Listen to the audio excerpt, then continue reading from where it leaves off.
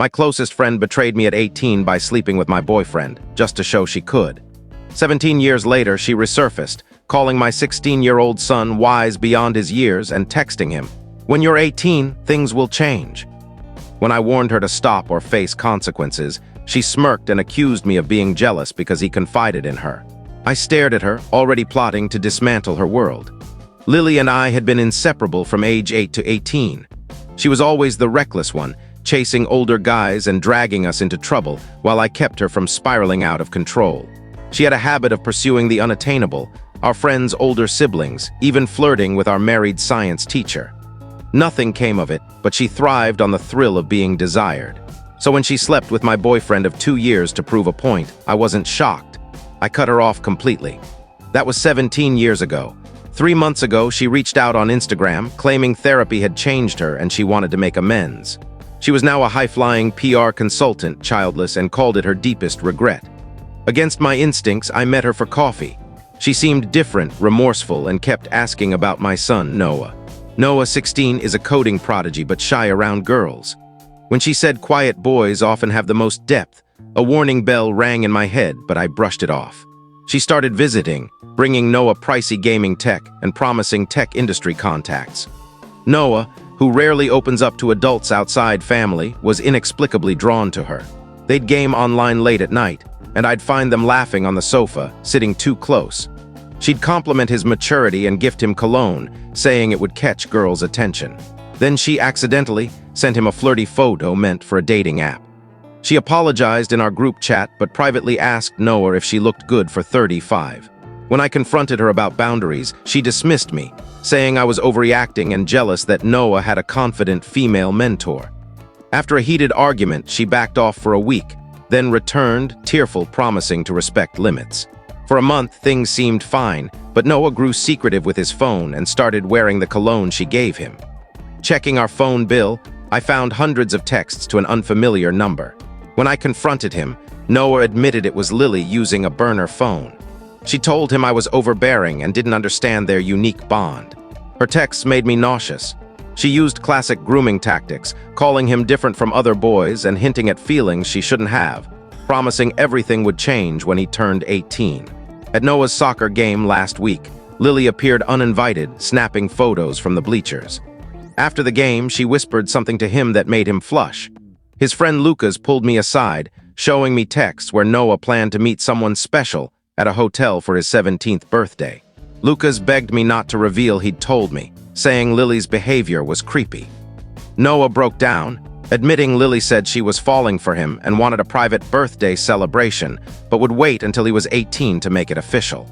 I hired a private investigator who uncovered that Lily was fired from her last job for an inappropriate relationship with a 19-year-old intern. She had a pattern of targeting young men with single mothers, seeking out divorced women with teenage sons on social media to reconnect with. I knew I had to protect Noah, but I also wanted her to pay. So I pretended to be unaware of the hotel plan and invited her to a birthday dinner the night before, claiming I was taking Noah on a weekend trip. I spent days gathering evidence and consulted what I thought was just a family attorney. At the dinner, Lily arrived with an extravagant gift, calling Noah gorgeous and obsessively checking her phone. She mentioned having plans later, which sickened me, knowing her intentions. I tried to stay composed when 2 people in suits approached our table, flashing badges. One was a detective, the other from the district attorney's office. They announced they were there regarding the solicitation of a minor. I was stunned. This wasn't my plan. I realized my ex-husband must have contacted the authorities after I confided in him. Lily exploded, screaming that I'd framed her and didn't know what I'd done. As they escorted her out, she shouted that there was no proof she'd done anything illegal. I hated admitting it, but she was partly right. The evidence I had was enough to start a case, but I needed to record their hotel meetup. The detective said they needed to interview Noah and me the next day, leaving me with the bill and my son's shocked stare. That night, I barely slept. I kept replaying every moment, searching for signs I'd missed. The detective called early, asking us to come to the station at 10. Noah was silent at breakfast, avoiding my eyes. His face was puffy from crying. I made his favorite blueberry waffles, but he just poked at them. On the drive, he asked if he was in trouble, his voice trembling. I reassured him he wasn't and that he was the victim. He broke down and I pulled into a supermarket parking lot to hold him. I told him predators are manipulative, and none of this was his fault, reminding him of his brilliance and kindness. At the station, the place reeked of stale coffee and bleach. They interviewed me first. The detective, a woman named Susan with warm eyes and silver-streaked hair, was meticulous but kind. I shared everything, including the burner phone number from our bill and screenshots I'd taken of Noah's texts while he showered. She took notes, saying they already had substantial details from the pie and my lawyer. I mentioned the suggestive photo, but Noah had deleted it. After 2 hours, they brought Noah in. He looked pale and small under the harsh lights. Susan asked if he wanted me there, and he nodded. She started with simple questions about how he met Lily and their friendship. Noah spoke openly about the gaming and gifts, gaining confidence. When asked about the texts, he hesitated. Susan gently reassured him he wasn't in trouble. Then Noah surprised me. With trembling hands, he unlocked his phone and opened a hidden folder disguised as a math app. It contained dozens of photos from Lily, not just suggestive but explicit. My heart sank and I gripped the table to stay steady. Susan's eyes widened and she put on gloves before taking the phone. She called in another detective and a forensic tech. They took Noah's phone as evidence and had him write a detailed statement about each photo's context. The photos were a game changer. Combined with the pie's report on her behavior pattern, this was solid evidence of soliciting a minor. Susan explained that with this, Lily would likely take a plea to avoid trial, as such cases with photographic evidence rarely go to court. I felt relief but also guilt that Noah had carried this alone, too embarrassed to tell me. The forensic tech, a young man named Brian with wire-rimmed glasses he kept adjusting, began analyzing Noah's phone on the spot. He scribbled notes and photographed the screen with a specialized camera. Susan confirmed the photos started 3 weeks after Lily got the burner phone. They began as innocent selfies, then grew increasingly explicit, sent late at night with messages about trust and their unique bond. Brian found over 40 photos and several videos I hadn't known about. My hands shook so badly, I tucked them under my thighs against the cold metal chair. Susan stepped out to make calls while we waited in a room with creaky plastic chairs and a noisy water cooler. Other people came and went, some in tears, others angry. A man across from us clutched a folder like it was his only anchor. After what felt like forever, Susan returned with a woman from the DA's office, Laura Bennett. In a steady voice, Laura explained they had enough for an arrest warrant and would detain Lily within the hour. With her history and this evidence, Lily faced 2 to 5 years in prison and mandatory registration as a sex offender. As Laura spoke, I realized I'd missed so many red flags, like those late-night gaming sessions. We left the station around 3 p.m. Noah hadn't eaten since breakfast, so I took him to his favorite diner with red booths and a checkered floor. He ordered his usual bacon cheeseburger, but only ate half. We sat by the window watching people pass by. He asked if Lily would go to jail, and I said likely. He nodded, sorting his fries into neat stacks. When I asked if he wanted to talk, he shook his head but asked to go home and watch movies. I agreed, leaving our food behind. At home, I made popcorn while Noah chose a movie, a superhero flick we'd watched countless times. We sat under the star-patterned blanket his grandma made. Halfway through, he fell asleep on my shoulder, and I stayed still, listening to his steady breathing, my mind racing with everything we'd endured. My phone kept buzzing, but I ignored it. Around 6 p.m., my ex-husband, Mark, arrived. I texted him we were home but hadn't shared details. He saw Noah asleep and gestured for me to join him in the kitchen. Mark paced, his face flushed, ranting about how he should have acted sooner. I hushed him, saying none of us saw it coming. He slammed the counter, insisting that was the issue. We argued in whispers for 20 minutes before I told him to leave. Noah didn't need to hear us fighting. After Mark left, I checked my phone. 15 missed calls from unknown numbers and countless texts. Word had spread. Lucas's mom asked if Noah was okay. 2 other soccer moms wanted details about the restaurant scene. I turned off my phone and returned to Noah, who was awake, staring blankly at the TV. I asked if he'd heard us arguing, and he said no, but his eyes betrayed him. We ordered Thai food and ate from the cartons while watching another movie. That night, Noah was restless. Pacing his room at 2 a.m., I found him staring at Lily's Instagram. Her posts praising him still up, including one from 2 weeks ago calling him her favorite person, with a photo of them at an arcade holding prize toys. I closed his laptop and offered warm milk. We sat at the kitchen table in silence, the darkness heavy around us. The next morning, Susan called. They'd arrested Lily at her apartment the previous night. She tried to flee but was caught in the parking garage. She was held without bail pending a hearing. Susan said Lily's lawyer was pushing for a plea deal and warned us to document any contact attempts from her friends or family. She recommended a therapist specializing in such cases. I jotted the name on a napkin and stuck it to the fridge with Noah's old soccer magnet. Noah didn't want to go to school, and I didn't force him. We did mundane tasks like laundry and grocery shopping. At the store, he stayed close, not wandering to the magazine aisle as usual. An elderly man praised my helpful son, and Noah gave a polite nod. In the cereal aisle, he asked if everyone would know what happened. I assured him we could control who knew and that his privacy mattered.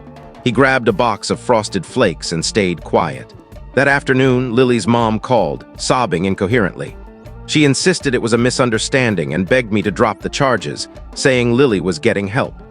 I explained the charges weren't mine to drop and hung up when she started yelling about lawsuits, my hands trembling. Over the next few days, Noah went to school but came straight home, locking himself in his room. I cooked dinner and he ate just enough to ease my worry. Lucas visited, but Noah refused to see him. I overheard Lucas tell his mom that kids at school were gossiping. A restaurant employee's parent had witnessed Lily's arrest, and the story had grown distorted. I called the school counselor, who said she could only help if Noah approached her directly. A week later, Susan updated me. Lily's lawyer was negotiating a plea, 2 years in prison, 5 years probation, and lifetime sex offender registration. The DA deemed it fair, as trials are tough on victims. Noah shrugged when I asked his thoughts. Later, I found him crying, clutching his old stuffed dinosaur, saying he didn't want Lily jailed but never wanted to see her again. I held him, saying both feelings were valid. The therapist, Dr. Emily Hart, had an office in a cozy Victorian house with a sunflower garden. Noah was anxious, so I joined his first session.